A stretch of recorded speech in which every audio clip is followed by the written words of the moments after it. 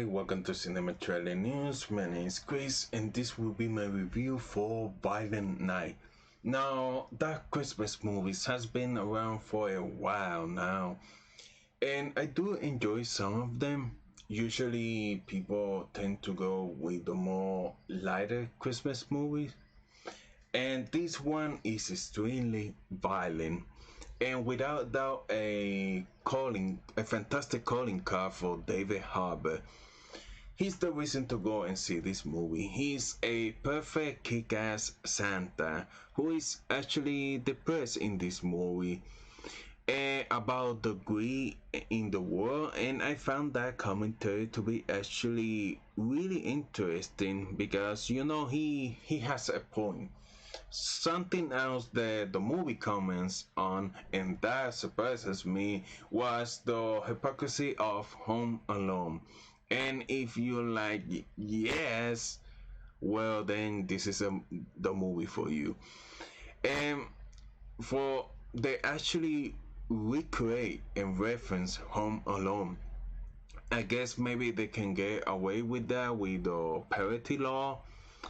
And another way to describe this movie is, the Winnie the Pooh horror movie.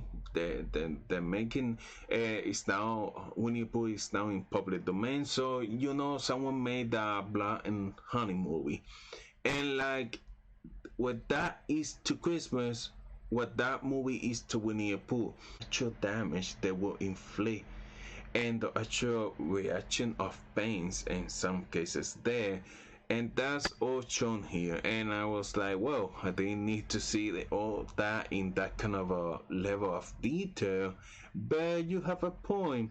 And the movie was making points right and left. It was kind of a scrimmage. And again, this movie is definitely a star vehicle for David Harbour. It highlights his charisma, his ability as an action hero, also his heart of gold, and all the qualities that made him famous in Stranger Things. Now, my biggest problem with this movie, besides the question, is like sometimes they went to do something and they didn't go all the way, and they go like half and then like peace out. And if you're going to do something, do it all the way, because it doesn't seem like you put in that much on an effort. Now, the same problem I have with 87. No, the movie Day Shift. The production company 87 No started by Chuck Stahelski and David Leitch. They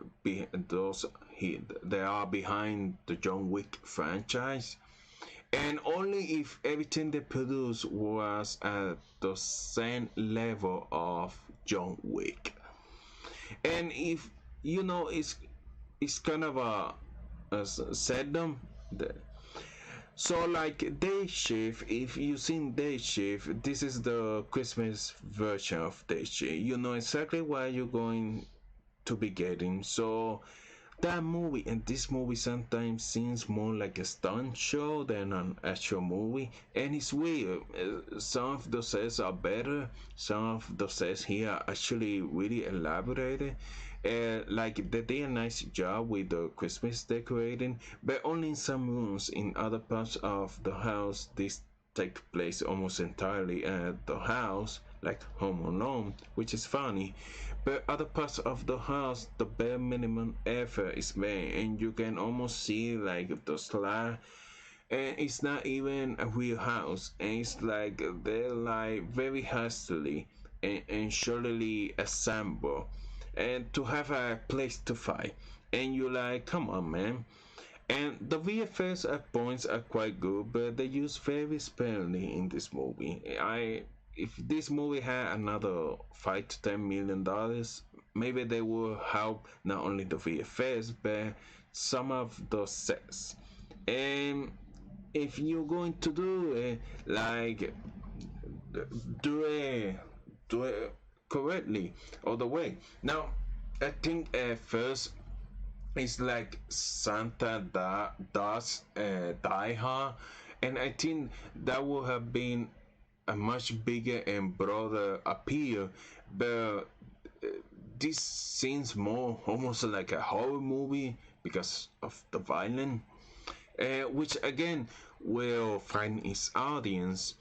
And because I'm also looking as a producer, and and and there's something here with David Harbour and some of the elements, and if they just give it a little more money and a better script, and I think that it could have been another Die Hard. So we'll see. Now it's very Christmas, and with some of the goof holiday jokes are great, and I really like the Christmas soundtrack. They spend a lot of money on there, and a very unique backstory for Santa Claus, and that actually kind of I really like, but I just wish they have done more with that.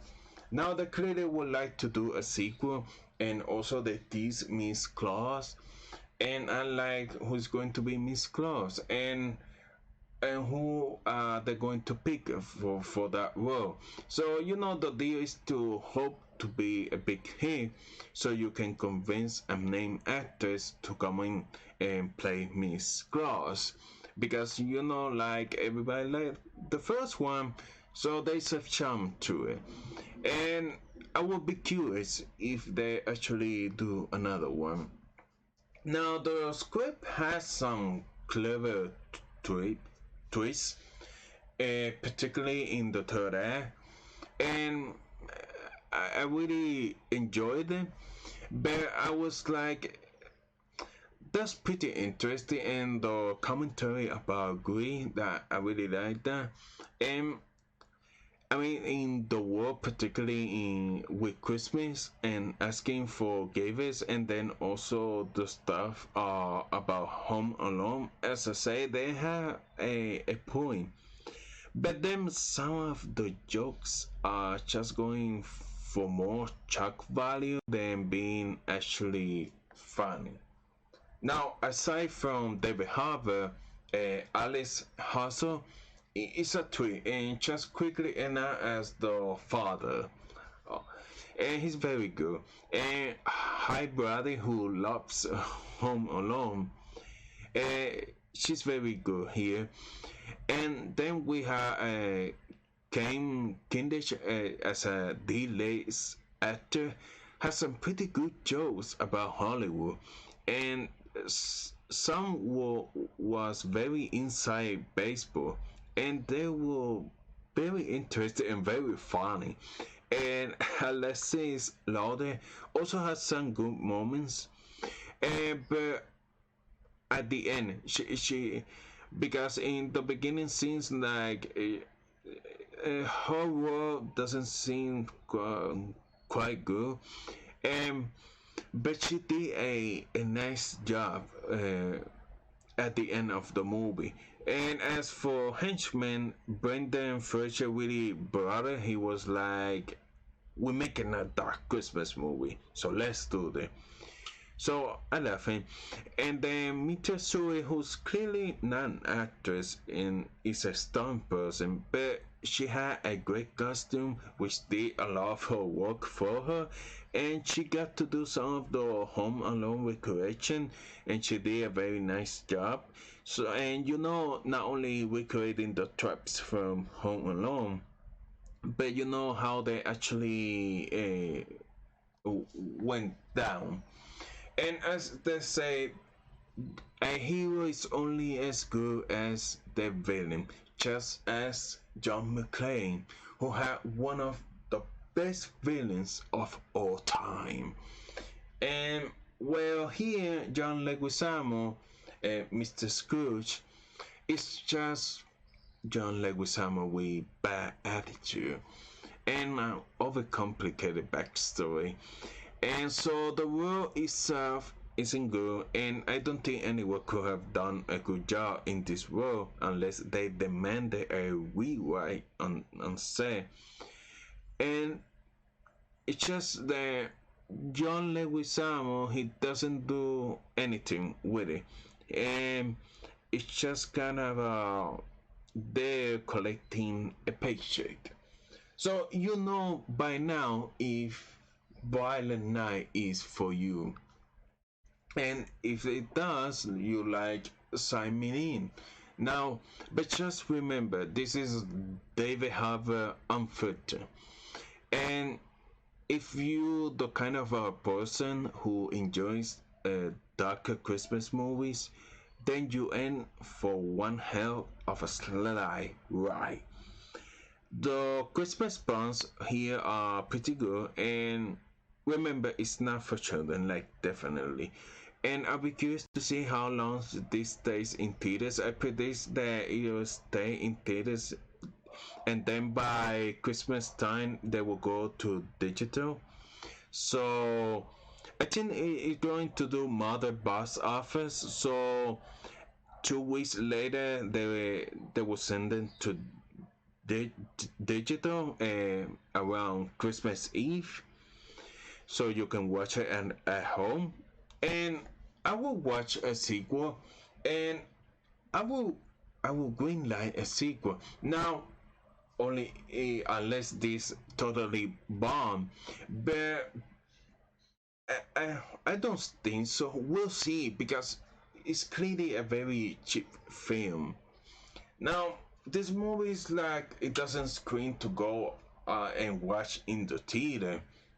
It just, I think it's good to see it once, but you can see it where it's digital on a streaming service, unless you are in for the mood and all of that.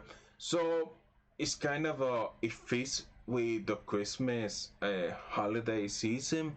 So it has that going for it, but it's not it's not a movie that you have to go and see it now in the theater. It's not. So that's my review for Violent Night. If you enjoyed this video, please hit the like button, consider subscribing to the channel, and thank you so much for watching. See you guys later.